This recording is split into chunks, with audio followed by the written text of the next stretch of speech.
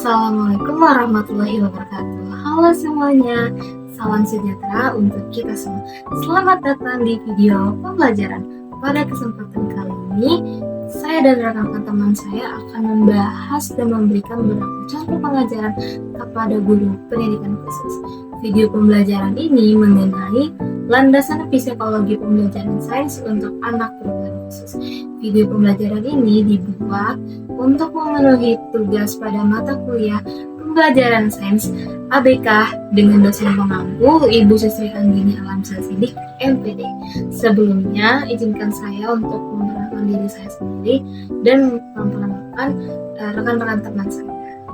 Nama saya Radiah Nur, mahasiswa Universitas Sultan Ageng Tirtayasa, jurusan Pendidikan Khusus dengan NIM akhir 003. Dan ada teman saya, Putri Henry Julianti dengan akhir NIM 031.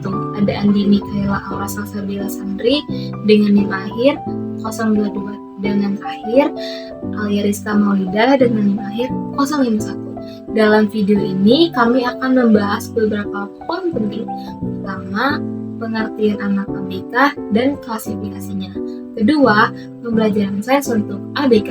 Ketiga, pentingnya pembelajaran sains untuk ABK dan pengaruh psikologinya terhadap anak.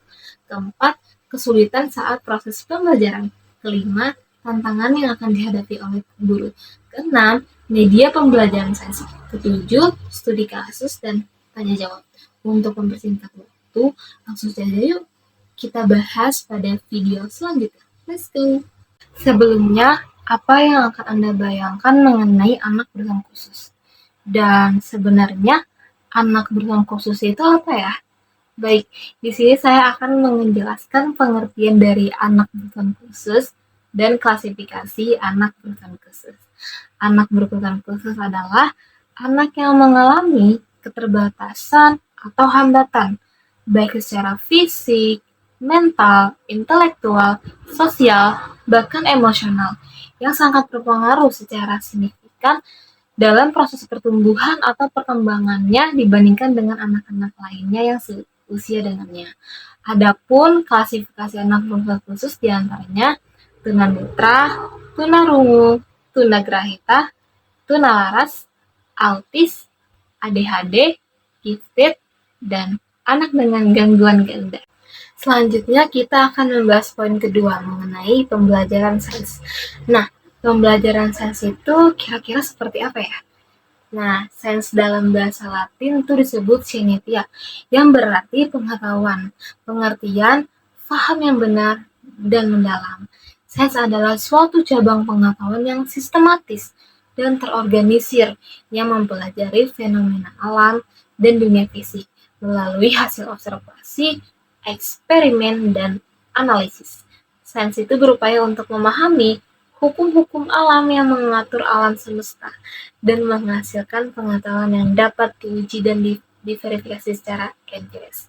Pembelajaran sains untuk anak berkebutuhan sendiri adalah proses pendidikan yang dirancang khusus untuk membantu anak-anak memahami konsep-konsep sains.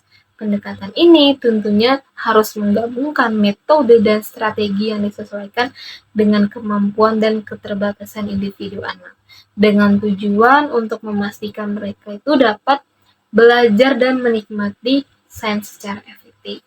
Nah, berikut ini ada beberapa poin penting dalam pengertian ini, meliputi yang pertama itu ada penyelesaian metode pembelajaran.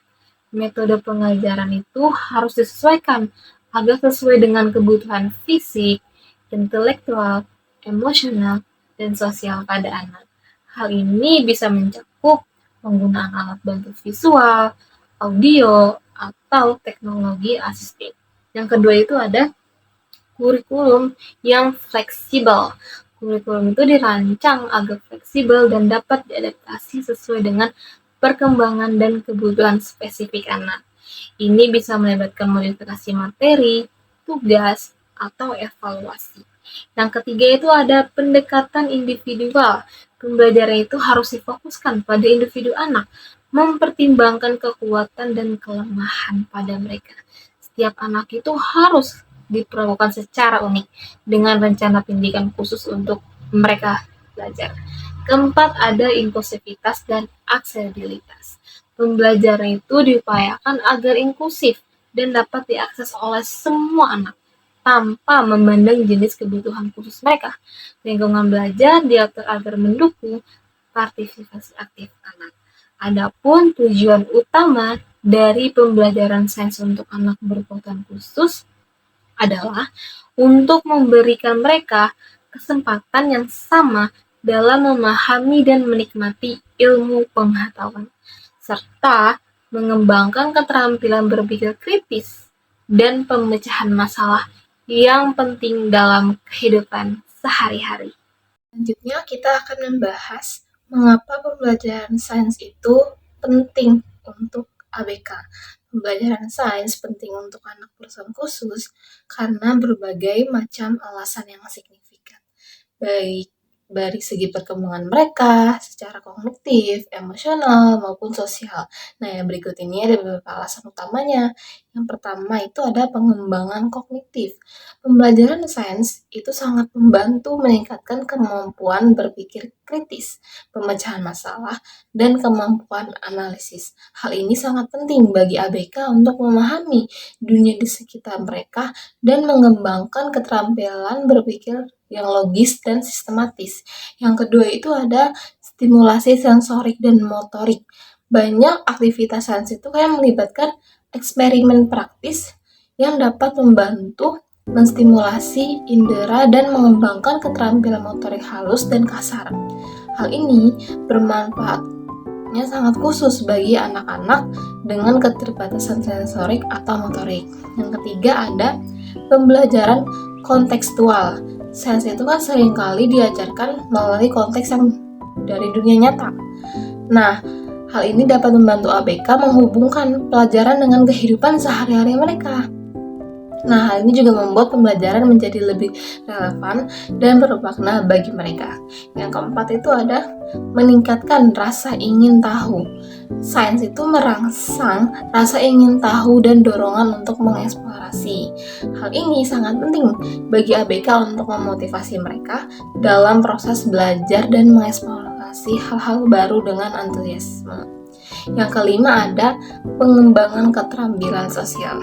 Nah, kegiatan sains itu kan seringkali dilakukan dalam kelompok dan kolaborasi yang membantu ABK mengembangkan keterampilan sosial seperti bekerja sama, berkomunikasi, dan berbagi ide dengan teman-teman mereka. Nah, yang keenam ada peningkatan rasa percaya diri.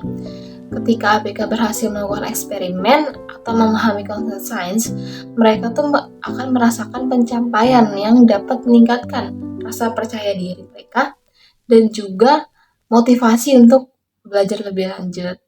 Nah, yang ketujuh, pengenalan karir di masa depan. Memperkenalkan sains sejak dini membuka wawasan bagi anak-anak ABK tentang berbagai karir di bidang sains dan teknologi yang mungkin mereka minati dan akan dikerjakan di masa depan. Materi selanjutnya kita akan membahas mengenai penerapan pembelajaran sains terhadap psikologi anak. Pembelajaran sains memiliki berbagai macam pengaruh positif pada psikologi anak berkebutuhan khusus.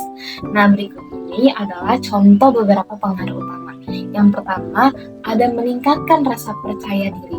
Ketika anak-anak ABK berhasil untuk memahami sebuah konsep pembelajaran atau melakukan eksperimen dengan sangat baik, maka mereka akan merasakan sebuah pencapaian dan kebanggaan.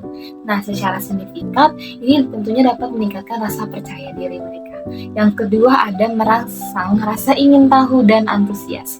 Sains secara alami merangsang rasa ingin tahu terhadap anak ABK. Hal ini tentunya dapat memotivasi ABK untuk lebih aktif dalam proses belajar, mengeksplorasi, dan bertanya. Yang ketiga, mengurangi rasa kecemasan dan stres. Aktivitas praktis dalam sains tentunya dapat menjadi saluran ekspresi yang membantu mereka mengurangi rasa kecemasan dan stres. Nah, keterlibatan dalam eksperimen yang menyenangkan tentunya dapat membantu anak-anak ABK untuk merasa lebih rileks dan terhibur. Yang keempat, meningkatkan keterampilan sosial. Nah, pada dasarnya, pembelajaran sains itu sering sekali melibatkan kerja kelompok dan kolaborasi. Maka dengan tujuan ini dapat membantu anak ABK dalam mengembangkan keterampilan sosial. Keterampilan sosial itu seperti berkomunikasi, berbagi, dan bekerja sama dengan teman sekelas mereka. Yang kelima, mengembangkan kemampuan pemecahan masalah dan berpikir kritis. Nah, mulai pembelajaran sains, anak ABK diajak untuk berpikir kritis dan memecahkan masalah. Kemampuan ini tidak hanya penting untuk akademik, tetapi juga membantu anak-anak dalam mengatasi tantangan sehari-hari dengan cara lebih konstruktif dan positif. Yang keenam, memperkuat resiliensi dan ketahanan mental. Menghadapi sebuah tantangan dalam belajar sains dan menemukan solusi dapat memperkuat ketahanan mental dan resiliensi pada ABK. Mereka belajar untuk tidak mudah menyerah dan terus mencoba berbagai cara untuk mencapai hasil yang diinginkan. Yang ketujuh, meningkatkan kemandirian. Nah, melalui berbagai macam eksperimen dan eksplorasi yang diarahkan, tentunya anak ABK dapat belajar untuk bekerja lebih mandiri, mengambil inisiatif, dan membuat keputusan sendiri. Nah, tentunya hal ini dapat membantu mereka merasa lebih berdaya dan mampu mengendalikan lingkungan mereka.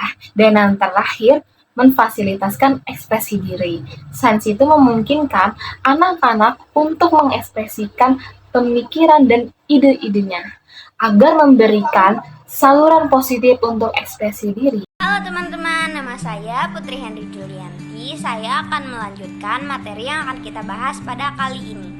Nah, jadi kali ini kita akan membahas apa saja sih kesulitan anak berkebutuhan khusus dalam mengikuti pembelajaran. Kira-kira apa saja ya?